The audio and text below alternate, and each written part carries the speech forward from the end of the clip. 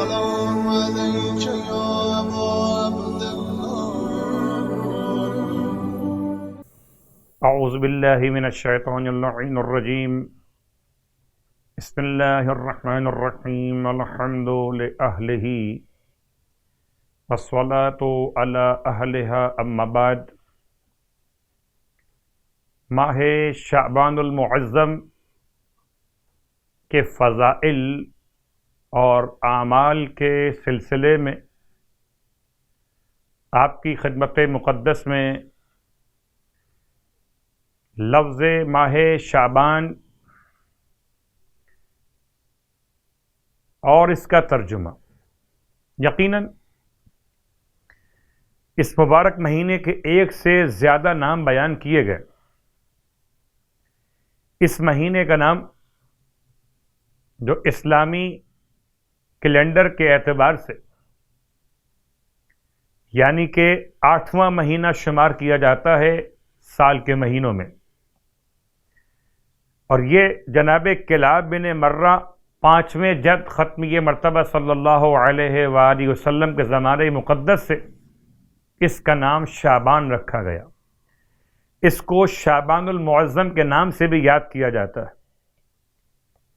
شعبان کی وجہ تسمیہ، شعبان کو شعبان کیوں کہتے ہیں، اس نام کا رکھے جانے کی وجہ بیان کرتے ہوئے بعض صاحبان علم یہ بیان کرتے کہ چونکہ عرب والے اس مہینے میں اپنے مویشیوں کے لیے چارہ اور گھاس پھوس تلاش کرتے تھے، ماہ رجب میں چونکہ بیٹھے رہتے تھے قتال سے رکے ہوئے، تو ماہ شعبان میں نکل کے تلاش کرتے تھے. اس اعتبار سے اس مہینے کا نام تلاش کی بنیاد پر رکھا گیا شعبان. ایک اور قول اس کے ساتھ ساتھ کہ پانی کی تلاش میں نکلتے تھے، تو تشعب یعنی کہ تفرق، پھیل جانا، تلاش کرنا، پانی کو تلاش کرنا، یا حیوانات اور مویشیوں کے لیے چارے اور ان کی غذا کو تلاش کرنا. اس اعتبار سے اس مہینے کے ناموں میں ایک نام اور وہ ہے عادل.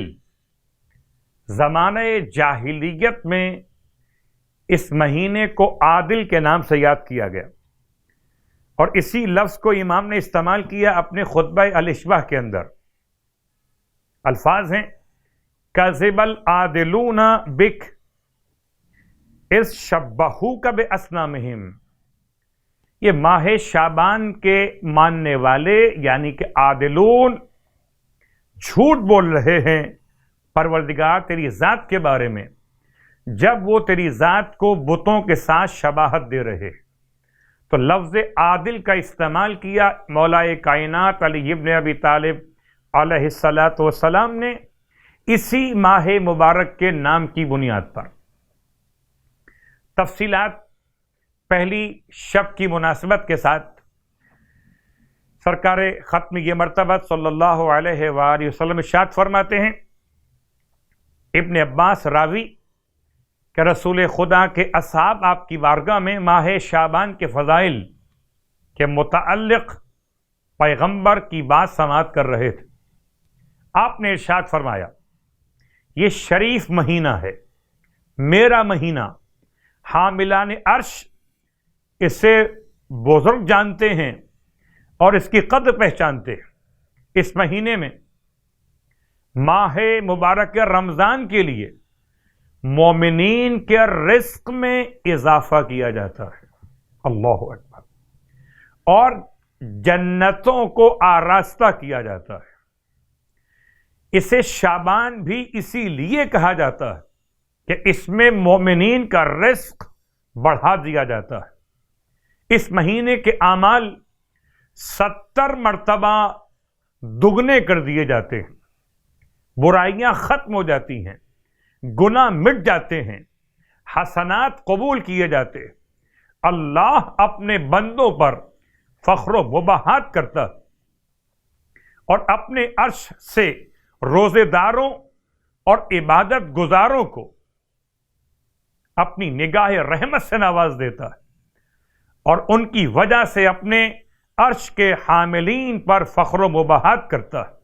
اس وقت جب آپ بیان کر رہے تھے مولا کائنات علی ابن ابی طالب علیہ السلام کھڑے ہو گئے، عرض کرتے یا رسول اللہ میرے ماں باپ آپ پر قربان جائیں، ماہ شعبان کے روزوں کے کچھ فضائل بیان فرمائیے تاکہ ہم اس ماہ کے روزے اور عبادت کی طرف زیادہ راغب ہو سکیں اور خدا تعالی کے لیے شب بیداری کریں۔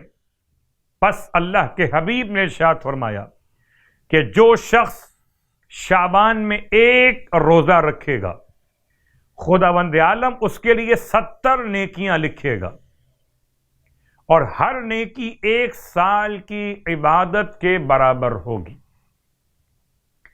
اب آئیے نماز کا بیان۔ تو پہلی نماز شب اول کے اعتبار سے سرکار ختم یہ مرتبہ صلی اللہ علیہ وآلہ وسلم ارشاد فرماتے ہیں کہ اگر کوئی شخص پہلی شب ماہ شعبان میں 100 رکعت نماز پڑھے، یعنی کہ 2 رکعت کر کے 50 نمازیں پڑھے، نیت شب اول ماہ شعبان قربتاً الی اللہ، یہ اپنی نماز قضائے عمری، ہر رکعت میں الحمد کے بعد اگر مستحب نماز پڑھ رہا ہے تو ہر رکعت میں الحمد کے بعد 1 مرتبہ سورہ اخلاص تلاوت کرے، اور نماز تمام کرنے کے بعد سورہ الحمد کو 50 مرتبہ تلاوت کرے۔ پس پروردگار عالم ارشاد فرماتا ہے کہ وہ راستے برحق پر رہے گا۔ اگر میرا بندہ یہ نماز پڑھ لے اور ساتھ میں روزہ بھی رکھے تو خداوند عالم فرماتا ہے کہ اسے اہل آسمان اور زمین اور شیاطین اور بادشاہان تمام کے شر سے محفوظ کر دے گا۔ اللہ کے حبیب کے فرمان کے اعتبار سے کہ اس کے 70,000 گناہان کبیرہ معاف کر دیے جائیں گے، عذاب قبر سے دور ہو جائے گا، اور منکر نکیر تمام تر فرشتگان پروردگار کہ جو ویسے تو خوف کی علامت رہتے اس مومن کے لیے خوف کی علامت نہ بنیں گے۔ اس حالت میں قبر سے باہر آئے گا کہ اس کا چہرہ 14ویں رات کے چاند کی طرح چمک رہا ہوگا، پل صراط کو ایسے عبور کرے گا جیسے بجلی کند جاتی ہے، اس کا نامہ اعمال اس کے دائیں ہاتھ میں دیا جائے گا۔ نماز 100 رکعت نماز، ہر رکعت میں الحمد کے بعد 1 مرتبہ سورہ اخلاص، اور نماز مکمل کرنے کے بعد 50 مرتبہ سورہ الحمد کی تلاوت۔ دوسری نماز شب اول کی، یہ نماز ہے 12 رکعت نماز، اللہ کے حبیب کی بارگاہ مقدس۔ ارشاد فرماتے کہ اگر کوئی شب اول ماہ شعبان 12 رکعت نماز پڑھ بجا لائے، یعنی کہ 6 نمازیں 2 رکعت کر کے، ہر رکعت میں الحمد کے بعد سورہ اخلاص کی تلاوت 15 مرتبہ، تو خداوند عالم اسے 12,000 شہیدوں کا ثواب عطا کرتا ہے، اور اس کے لیے 12,000 سال کی عبادت کا ثواب لکھا جاتا ہے۔ اس کے گناہ اس طرح سے معاف ہو جاتے کہ جیسے روز ولادت گناہوں سے پاک پیدا ہوا ہو، اور خداوند عالم اس کے لیے قرآن کی ہر ایک آیت کے مطابق بہشت میں محل عطا فرما دیتا ہے۔ شب اول جناب زینب کبریٰ کی آمد، اور اس میں کوئی شک نہیں کہ جناب زینب کبریٰ کی آمد باعث برکت، باعث رحمت۔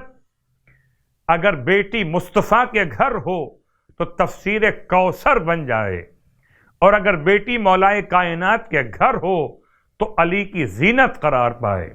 پروردگار ہم سب کو ماہ شعبان کے اعمال، روزے اور نمازوں کے لیے توفیق عطا فرمائے، آمین۔ السلام علیکم